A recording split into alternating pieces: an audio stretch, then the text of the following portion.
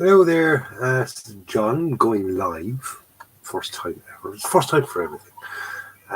It's more of a test. Now there's nobody watching at the moment, so I'm really kind of talking to myself. But you will be able to watch it back. What I'm trying to do is change camera because I have my webcam here on the side, and I'm using the camera basically straight off the laptop because I'm working here on the little Panzer Wagon P204. I have to keep checking behind me to see what the fuck it is. It's P204. Jake Hope. Jake, hello. How are you doing, Jake? And RC UK Scale Modeler. How's it going? Lewis Jackson. Yes, John is live. It's only a test. I'm thinking of doing kind of a Friday night show. Let me know what you think. Kind of a live review and sort of a chat to some maybe. Answer any questions that you might have. How I do various things, what I've got planned for further down the line or anything. So just a quick question to everybody. Can you hear me okay? Is there any problems with the sound or the vision? Like I said, just let me know. Lewis Jackson, great. Thanks, Lewis. Yeah, good. Good vision. That's just my handsome face, lads. Fiddly-dee and all that. Just as a quick thing, I just put up the video on that, okay, which is the little P204. I've got the figures done. I'm playing around here with the dial now. I know in the video I said I wasn't going to show the dial onto the thing, but that's basically it. One of the figures is after falling. But one guy sitting on a wall, another chap talking to him. The chap then that's playing with the pussycat, he's down on the sitting on the curb playing with the cat, and then we've got the other guy walking along with the thing. So it's just, yourself when you're doing a dial, you kind of dry fit everything for a couple of times to see is everything going okay, how it will look, and I'm kind of happy with that. That seems to do the trick. When that's all finished, then my next two builds, I'll give you kind of a preview of my next two builds. I purchased this recently, right? Now, it's the new Zvezda kit, okay? Brand new, came out this year. It comes with Russian markings and also markings for the Pacific. I think I'm doing the Pacific one. Don't know why, but I won't go for the Russian, but I think I'll do the Pacific one on that. Looks nice. I had a look inside. I had a look at the parts of it. I have a couple of Shermans there. Other Shermans I have this one here, which is throw a bit of light in the subject. That's the Fury one I did. Okay, that's Fury. That's the Revell kit, to the best of my knowledge. But I had to do lots of scratchable stowage and all that kind of good stuff on the back of it there. And I used a few bits and pieces of it. So there's that one. I had that one there, and another. I think that's the Revell one again, actually. No, I think this is the Revell one, and that one is the Fury one is Italieri. That's it. It's an Italieri one, but that's the Revell one then. Bonnie. So I got that. I do have that Zvezda one, and the one then there's a kit there. I'm really looking forward to making this, but I don't know. It's kind of frightening me. It's the Academy's Abrams, but it's this one here. It's the one with the individual track links. When I say individual track links, there's 5 parts to each link. it's kind of. But the good thing about it, though, I have noticed, you get rubber tracks with it as well. You do get rubber tracks. So if I fuck up on the if I make a hames, shall we say? I don't know. If I make a hames of the tracks with the individual linked ones, I can always go back to the rubber ones. But have to kind of do a bit of modern armour, just to kind of a change up. I've been doing loads of German stuff lately, and I'm literally waiting for someone to start accusing me of being a Nazi or something, or a Nazi sympathiser. No, it's just I think the army, during World War II, the German armour just looked nicer. Do you agree? Do you know what I mean? I just think it really did look nicer. Do I build planes? Not as a rule. I have built a few in the past.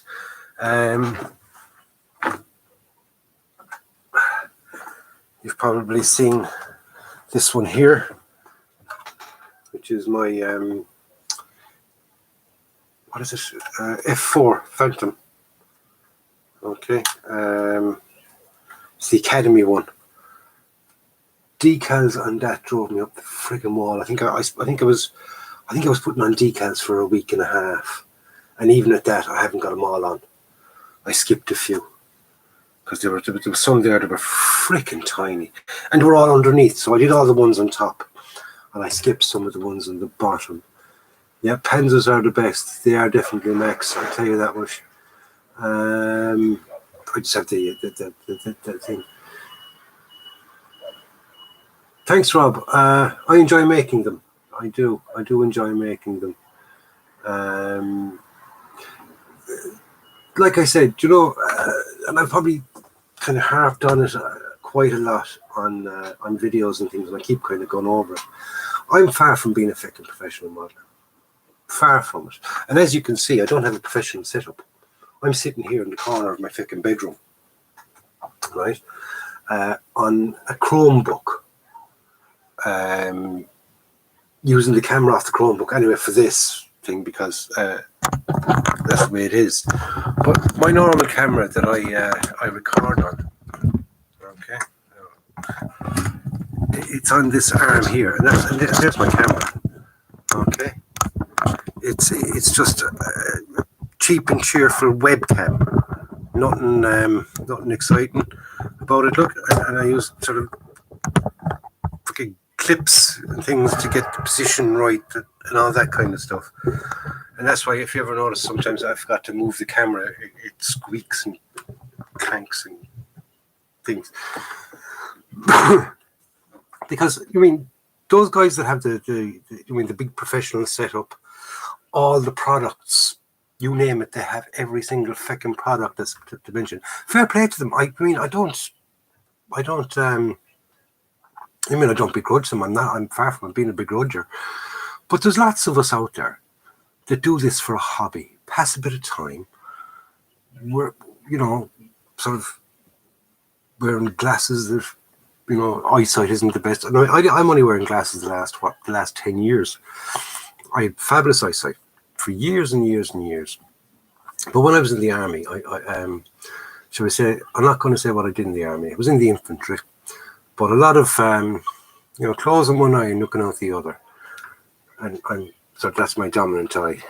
And if you can see there from the thickness of my glasses, on this side here, it's about that fucking thick.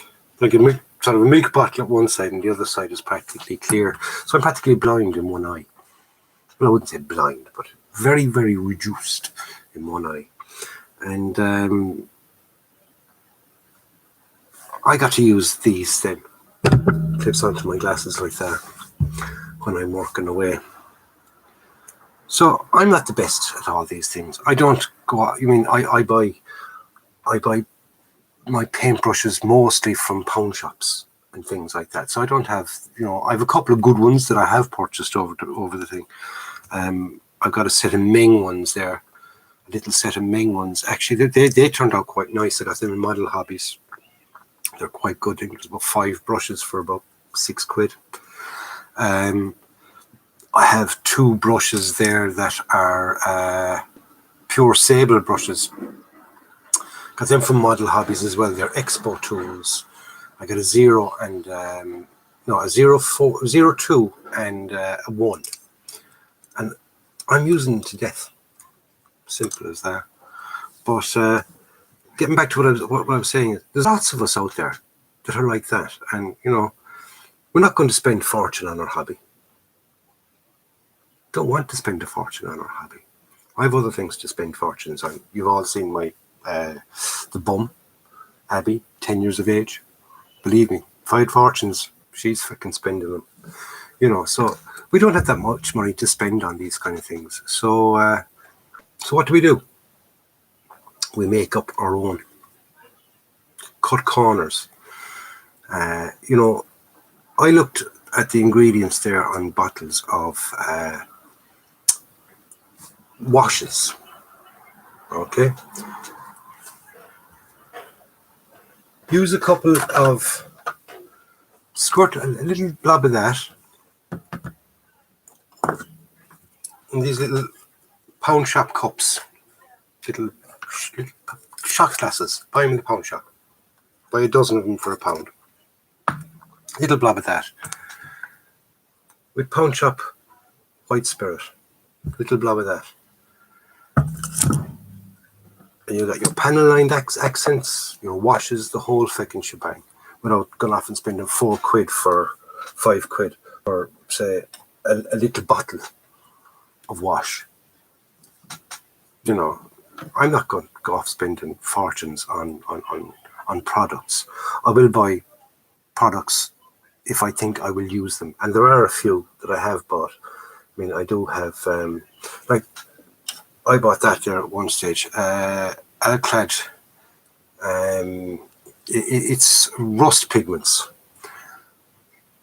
I hate the colour of it. It looks fucking horrible. It really fucking does, I don't like the effect it gives. No, it could be me. I think it's too purpley. But I found then that by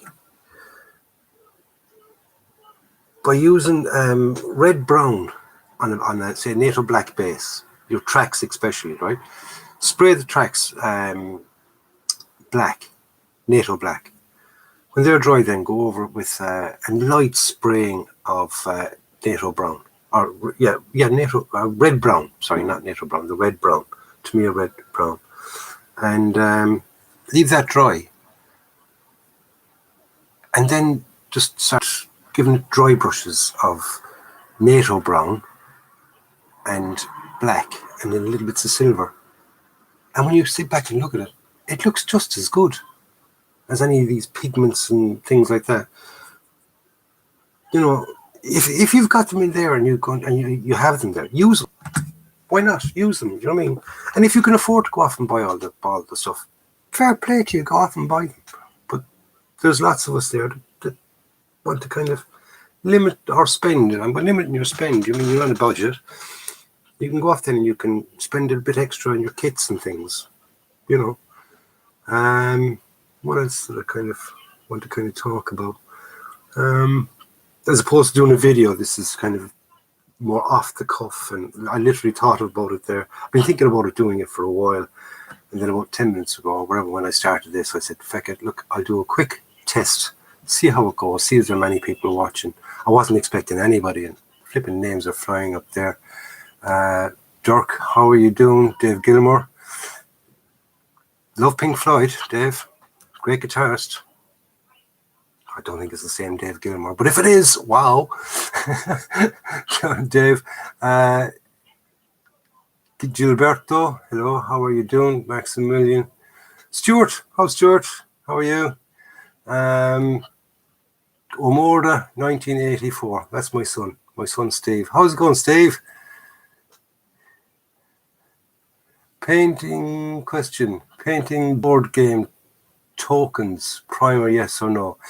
I would go for a primer on tokens. Anything that you're going to handle for a while, I would go for a primer. I don't prime. I don't use a primer on my models or anything like that. And one of the main reasons is I'm not going handling them. You mean once they're made and things like that, they're up on the shelf. That's it. So I won't use them anymore. So that was Omorda. That was my son Steve. Omorda is the Irish for moor, so Omorga, and it's pronounced Omorga, but Omorda. Good stuff. P. P for pops, Steve, is it? I give up the groupies from models. Fair play to you, Dave. Andrew Corrigan, hi. Hello, Andrew. How are you? DC Tracker. Make do what you have. The outcome speaks for itself. Exactly.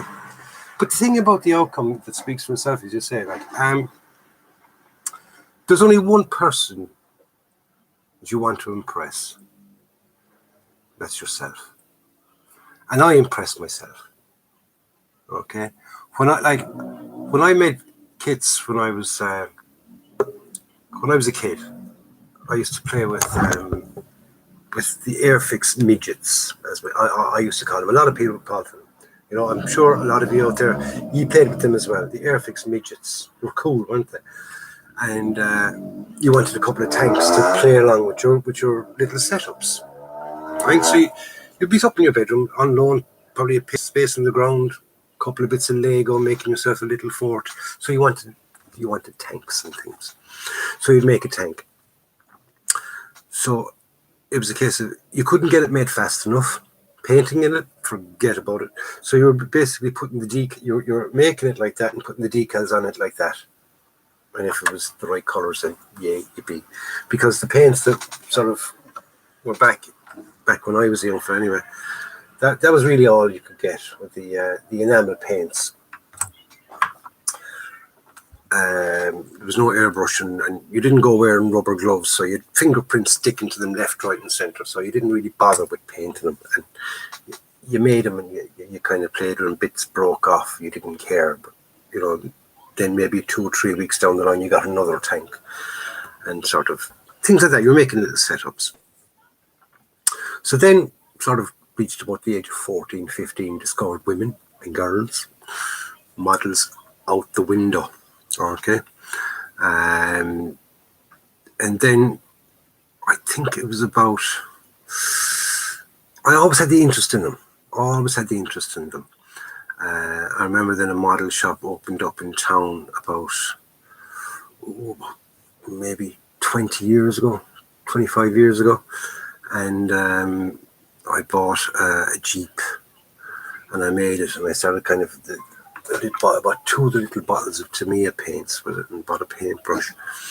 And it was the first time actually using acrylics. And I painted it up. And I had... Stephen would probably remember this, my son Steve, because Stephen's 36 now. But I had... The house we were living in, a little garage. Well, it was a coal shed. Originally would have been, say, the coal shed, but we had the coal bunker outside. And it was a little bench kind of built up against the wall in there. And then the light in there and things like that. And I built it out there. And I was thrilled with the effect of it. And never got back into it again. I played around with that for another while. And then when I retired from the army, then I had that bit of time. And I got back into it. And literally that was... Well, I didn't sort of get back into it straight away after retiring from the army. But I'd say about 4 years ago, when I started off this channel, I kind of got back into it. I was watching YouTube and things like that. And there was a couple of people I used to watch on YouTube and I used to comment on them and things like that. Learned a few little bits, hints and tips, and found that I had a kind of a talent for it. Well, I thought I had. Okay, I thought it was, I'm not doing a bad job. But I was doing a job that kind of impressed myself, and I wanted to get better and better and better at it. And slowly but surely, I started off, with the YouTube channel, and I find that I'm getting better each time with each model I do, trying different techniques, and not getting better with each. Some actually, I kind of look at it and I go, oh God, that's horrible. But I've tried out something new that either has worked or hasn't worked, and. Then, the next one model comes along and you're saying, well, I won't try that again. fuck that, that ruined the last one. I'm not going doing that thing to it. And you learn by bits and pieces. And I find, I'm really enjoying it. I really am. I spend about 2.5 hours every evening. I come up, I sit away, and I do my bits and pieces. I can kind of switch off from everything outside this room. Switch off from work, because I'm working again now. Switch off from that. Switch off from family. Do my little thing for 2 hours. And then switch back on again. And then tomorrow night the same thing. I'm sure a lot of you are the same as well with that. So that's basically what I do and why I like it, and just a bit of babble. Like I said, this was totally didn't really have much of a plan. I suppose I should have had a plan for next week. I hope to have a plan. We'll do it again next Friday night, and I kind of make out a little plan of action, things to talk about and things like that. So like I said, this is just a quick one. Glad to see that quite a few people have joined me. So Ian, how are you? Dave again, Andrew Corrigan, who else have we got? I just have to kind of slide up along there. Dirk, how are you? Gilberto, Maximilian. So lads, thank you very much for joining me. I'll say goodbye now. I'll say good night. Next Friday night, hope to see you again, and enjoy yourselves, lads. Like I said, I didn't even think anybody was going to watch this thing, and then straight away, literally, I come on and sort of 3, and then slowly adding on and things like that. So thanks very much, lads. I'll see you again, and see you next Friday for the stream. Okay.